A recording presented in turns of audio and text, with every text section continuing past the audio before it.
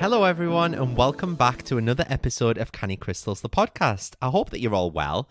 As I sit here on a Thursday evening, put baby to bed, my mum's gone to bed, Johnny's gone to bed, I'm sat here and I'm thinking, there's something that I forgot to do.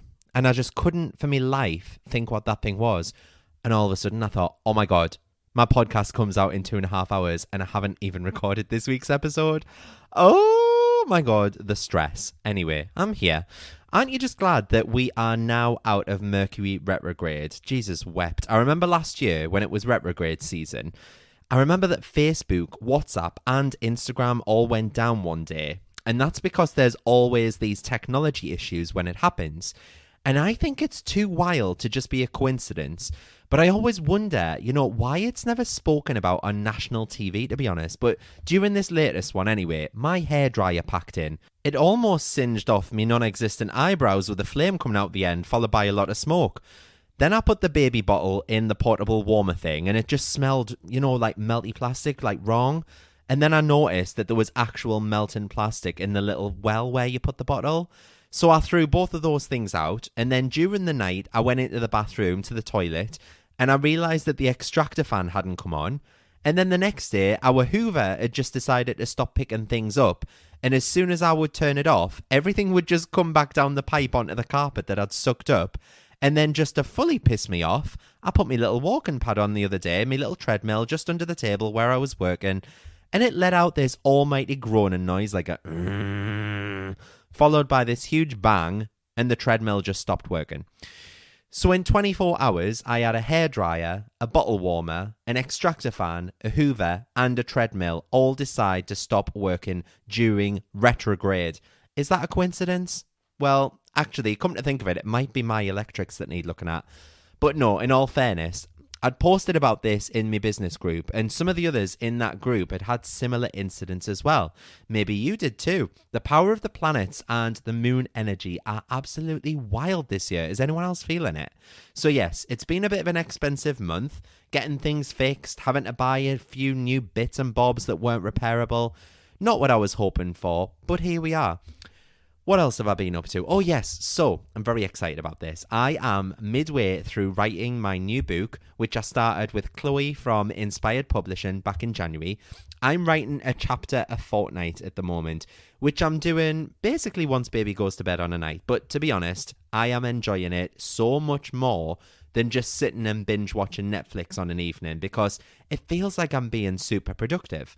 I can't wait for you all to read it as well, because Chloe has been so lovely at giving me feedback in places, that I need to flesh out on chapters, and other places that I might have wrote a bit too much without splitting it up into sub-chapters, all that malarkey.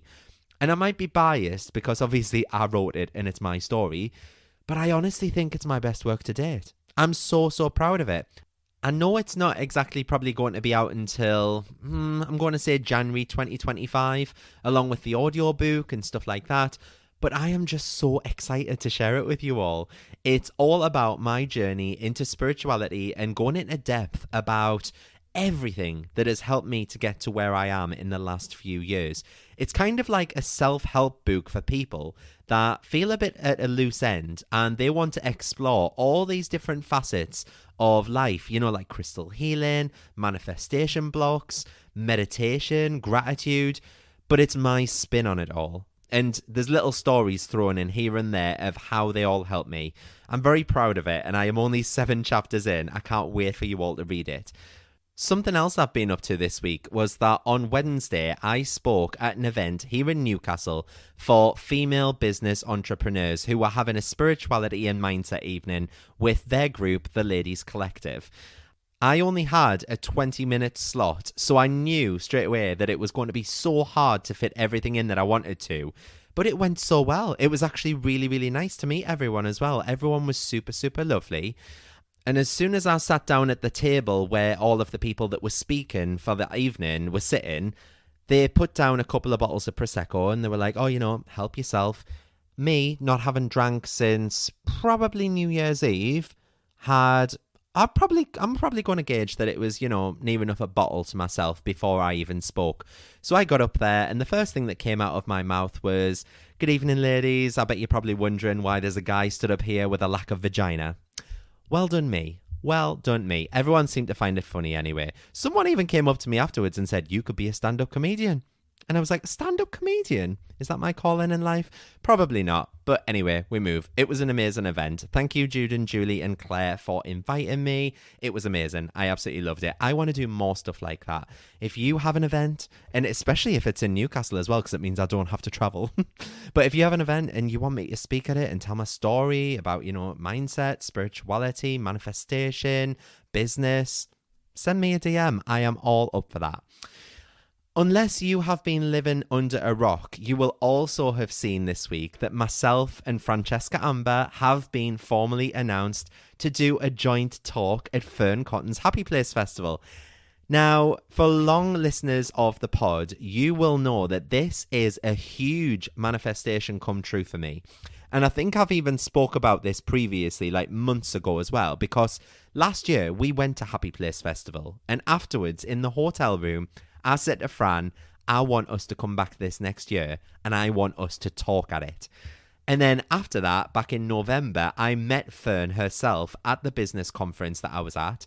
I'd wrote her a letter because I'm a fangirl. I just knew fine well I wouldn't be able to control myself and, say everything that I wanted to say. My mind tends to go blank when I meet celebs, and I probably would have just come out with like, "Oh, I used to love you on Saturday mornings watching Dig It," or something like that. 90s kids will understand. So it looks like she took in what I had to say in my letter anyway. She put in a good word with the management team because they asked us to do the London date of Happy Place on Saturday the 13th of July. It's at Chiswick House and Gardens, and we were absolutely both buzzing at that. But we weren't allowed to formally make the announcement until they had announced it themselves last Friday. But whilst we waited on that announcement being made, they actually messaged me and they said, "Look, we love what you're planning to talk about, and having spoke to the rest of the team, we'd love you to also speak at the Manchester event." How wild is that? So we're actually speaking at London at Chiswick House and Gardens, but we're also speaking at Manchester at Tatton Park. So the Manchester date is Saturday the 31st of August for all you northern lot. You can buy tickets for the day, for the weekend, whatever takes your fancy really. We'll also be there for the rest of the day around our talk as well. So please, if you are going, come and say hi. We don't bite. Please come and watch our talk. There'll be free crystals. There'll be a workbook. So don't miss out. Saturday the 13th of July for Chiswick in London. Saturday the 31st of August for Tatton Park in Manchester. Right, anyway, enough of me blabbing. Let's get on with today's episode. So a couple of weeks ago, I really looked into my whole packaging process with sending out crystals from the main shop, because I was reading this article online about our carbon footprint and all of these emissions that postage and parcels actually use up. And after finding out that Royal Mail are the worst culprits for this, as well as them being generally dog shit, I went and I moved to Every. I also discovered a scheme that I could incorporate onto my website whereby for every order that you lot place, I could send a percentage of that order to this company and they will plant a tree on your behalf to offset the carbon footprint. This is wild because I got this little app that incorporates the current numbers into my website. If you haven't seen it already, go and check it out. Go to cannycrystals.co.uk, and just underneath the main scrolling image carousel thing, there is a green box that says carbon neutral shipping on all orders. And it tells you how much we've actually offset as a company since I installed this at the start of last month. At the minute, it says something like, I think it's like 49,000 smartphones charged. 49,000 smartphones charged. That is wild. That is absolutely batshit crazy. So you lot have managed to offset that with your orders. That's like a football stadium of people all charging their phones, and that's being offset by your orders. I just love it. I'd love to see it. So I got onto a bit of a sustainability trip, and I thought, how else can I make my business eco-friendly? So I looked at, sending smaller postal boxes rather than the padded envelopes for tumblestones, for example, because those padded envelopes, they aren't recyclable. Whereas everything else in my business is, obviously the cardboard, the little flyers, the leaflets, you obviously burn the incense, you're using the crystals, the stickers on the front are recyclable. So now we send out around 200 of these little cardboard boxes every single week rather than a plastic bubble mailer envelope. We're saving the planet here, people.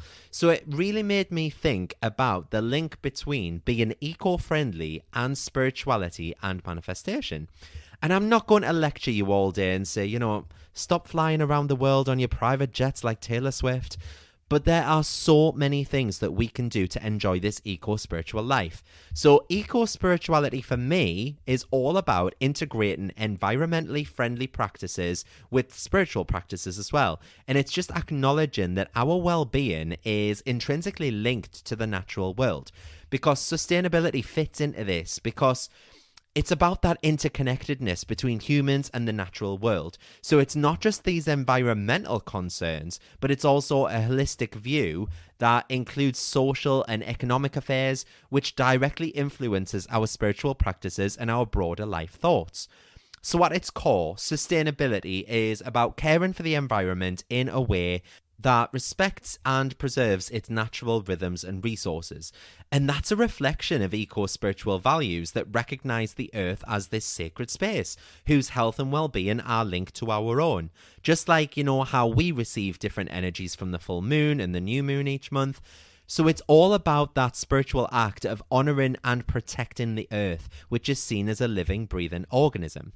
So sustainability just highlights that interdependence of all life forms, basically, because it reinforces the eco-spiritual understanding that everything in the universe is connected, and that the health of one element directly affects the health of all others. Does that make sense? Hope it does. And I've said this before, but we all have a sense of unity and collective responsibility where really we should all try to act in ways that benefit the whole ecosystem, not just ourselves. So when it comes to manifestation, aligning our daily actions with our spiritual beliefs is crucial. Sustainability offers a concrete way to live out these beliefs as well, because when we make choices that reduce harm to the environment and promote that social equity, we're effectively aligning our actions with our intentions to manifest a better world. This alignment is obviously then going to enhance the power of our manifestations as it creates that sense of coherence between what we desire and how we live. It's like, let's take The Secret, the book by Rhonda Byrne, for example. I know I always refer back to this book, but it's the book that started it all for me. This isn't about sustainability, but it is a good example of how we create that coherent message. So in the book, Rhonda speaks about someone wanting a long-term life partner, but then having the realization that they're parking over 2 spaces on their drive at home. Or they're using up all the drawer space in the bedroom with their clothes rather than leaving space for someone else. Or they might only have 1 plate in the kitchen for food because all the others have smashed. So although that person is putting out there that they want nothing more than this loving partner, their actions are in total contradiction to their wants. Does that make sense? We need to practice things in alignment with our manifestations. And for me, that was sustainability. I don't feel like I can hit that next level and, ship worldwide, say 1,000 times a week, because I know that it wouldn't be eco-friendly. So by installing this new app, that's offsetting the carbon footprint. That's allowing me to then progress with my manifestation of 1,000 orders a week internationally, guilt-free. Are we following? Let's hope so. Sustainable practices often lead to the cultivation of positive energy, both personally and environmentally. And it's this positive energy which is essential for effective manifestation. So practices such as using renewable energy, reducing our waste, supporting ethical businesses, that all contributes to a cleaner, more vibrant planet. And therefore, they're going to foster a positive mental state that's really conducive and in alignment to manifesting our desires. So we all know that the law of attraction suggests that like attracts like. So when we commit to sustainability, we send in a powerful message to the universe about the type of world that we wish to create. So let's be real for a second, because, none of us want to see animals die, for example. But look at the Great Barrier Reef. All that coral is dying from pollution, and because of this, the fish that live there are all dying as well. That sounds pretty dramatic, I know, but this commitment can attract more opportunities to engage in other sustainable practices, and that can generate more circumstances that align with sustainable and spiritual growth. Something else that is quite similar between sustainability and manifestation is that sustainable living requires mindfulness, which is a key component of many spiritual practices, not just the law of attraction, because being mindful of how our choices impact the environment and other people, that encourages a reflective, meditative approach to daily life. And it's that mindfulness that strengthens the spiritual connection and it enhances the clarity and the focus necessary for all that manifestation as well. So you see, it's all connected. Many sustainable practices can kind of become rituals to us, and they can become habitual because they will reinforce our spiritual intentions. For example, you might choose to compost like organic waste, for example. You might decide to recycle things rather than just binning them. You might even choose to use water sparingly instead of the 15-minute showers that you normally have. That last one is aimed at myself because I'm usually doing my tapping routines, I'm visualizing my best life and everything else whilst in the shower. Before I know it, I haven't even been washed, but I've been stood under hot running water for 15 minutes solid. Little things like that can become daily rituals that remind us of our commitment to the earth. And these rituals not only benefit the planet, but they also deepen our spiritual lives by embedding a sense of purpose and mindfulness into our routine actions. Sustainability often involves community action and the sharing of resources and ideas too. So if you feel that you want to get started with your family, do something small to raise awareness. Like get yourself a little composting bin for your garden for your food waste. Or turn the hot water off once your partner's had more than 5 minutes in the shower. Lol.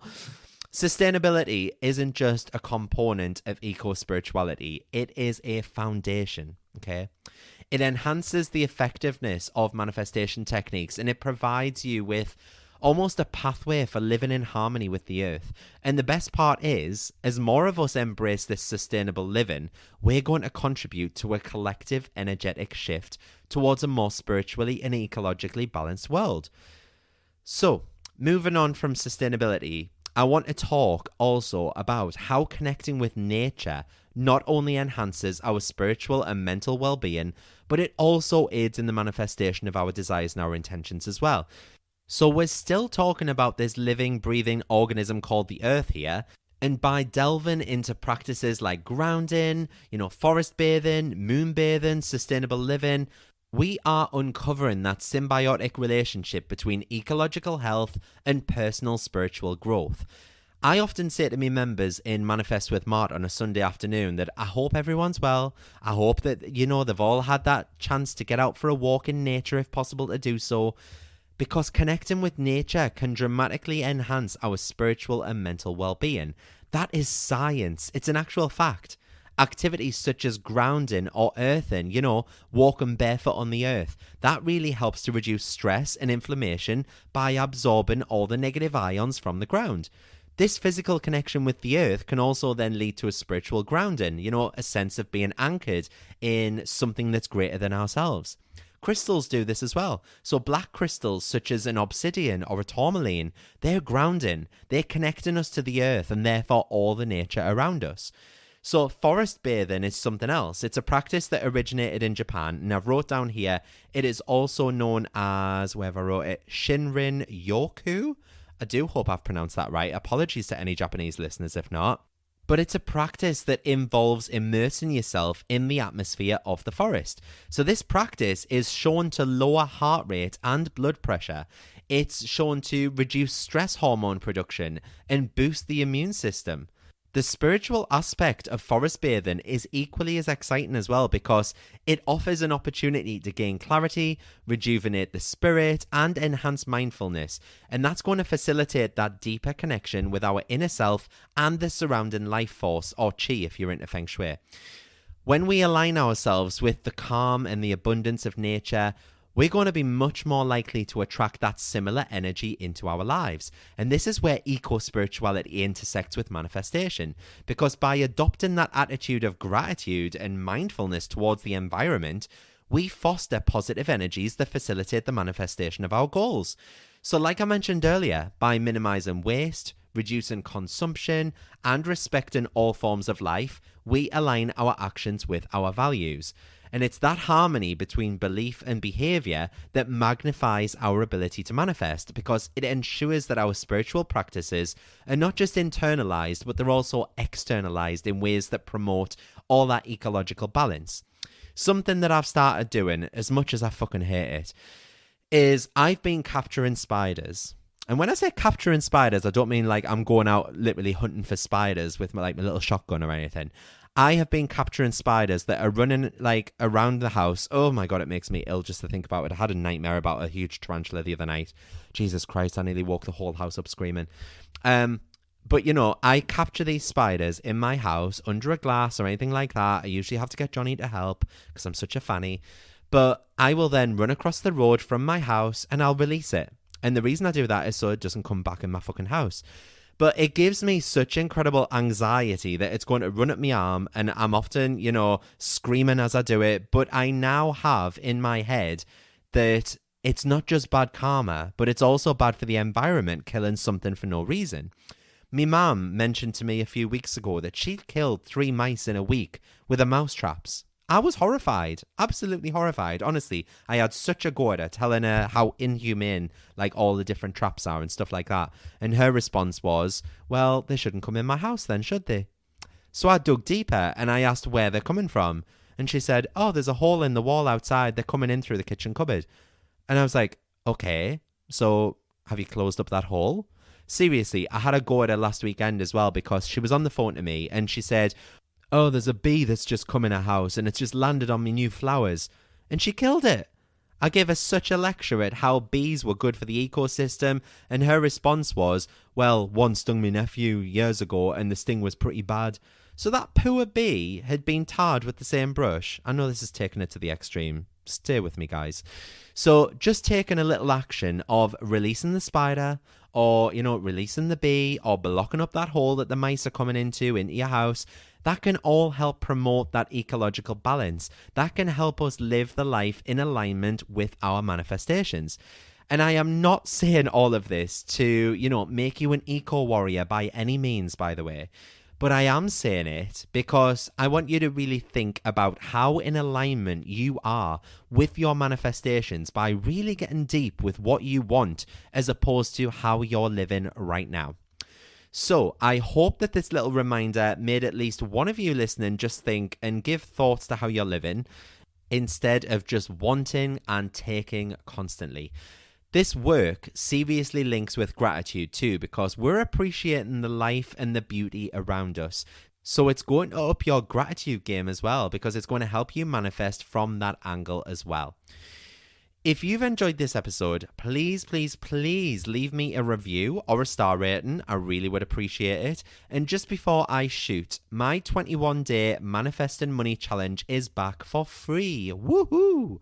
I'll pop the link in the show notes below, but it's also in the link in my bio on Facebook and Instagram as well. It's a 21-day challenge, including a free 21-day workbook, which is about 100 pages long. You can buy the physical workbook if you really want to. It's on Amazon as well. Just type in Mark Tweedy 21-day Manifesting Money Challenge. But it really helps you to look at your money mindset, and it looks at all the money blocks in your life and why you're not manifesting the money that you deserve to. So visit the link in my bio or the show notes to download it for free right now. And in the meantime, I hope that you all have an amazing weekend. Don't be killing spiders, don't be killing rats or mice or anything like that. And I will see you all next Friday for another episode. Thanks so much for listening, guys. Bye.